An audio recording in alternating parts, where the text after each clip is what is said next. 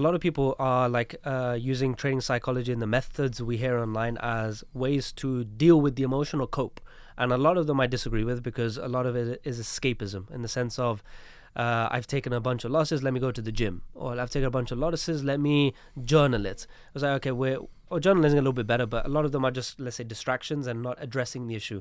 And if we are feeling a negative emotion upon losses, and those losses are valid losses, part of the plan, well, we should be a little bit detached to that.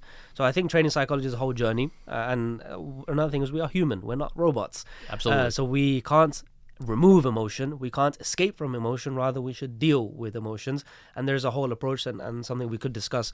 But it seems like you've taken the approach of, let's not try and deal with it, so let's just optimize for not having that problem in the first place. Let's win. Yeah, let's win.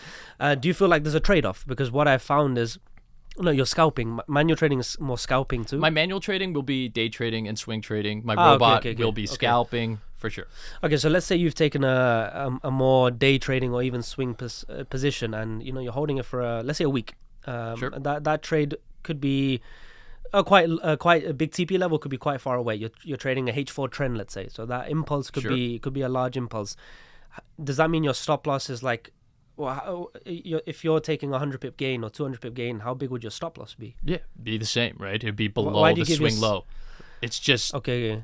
It's just, if I'm doing 1-to-1s, I'm doing 1-to-2s, that's what I'm doing, right? Like, I'm not going to adjust that even on a swing trade. It's going to have a lot of breathing room. It may dip into drawdown and then come back up and win the trade. I'm okay with that. Okay. I see this a lot now. This is kind of a newer thing. Like, when I was early in Forex, right? We're 15 years deep now. In my first 10 years, I did not see guys running 110s. Okay. 111s. Yeah, there's been a shift, and there's probably a lot to do with ICT, I think. And I think he has a lot of good concepts, and I think there's a lot of validity in what he says.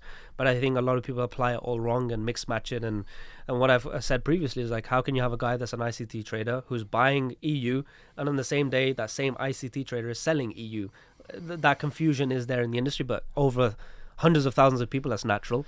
But when it comes to your lower risk reward, high win rate approach, the stop loss that you're giving yourself, it sounds like it's a more breathing room, allow the trade to play, maybe goes into drawdown and then come back. Eventually it should come back if it's pro trend, which I do get.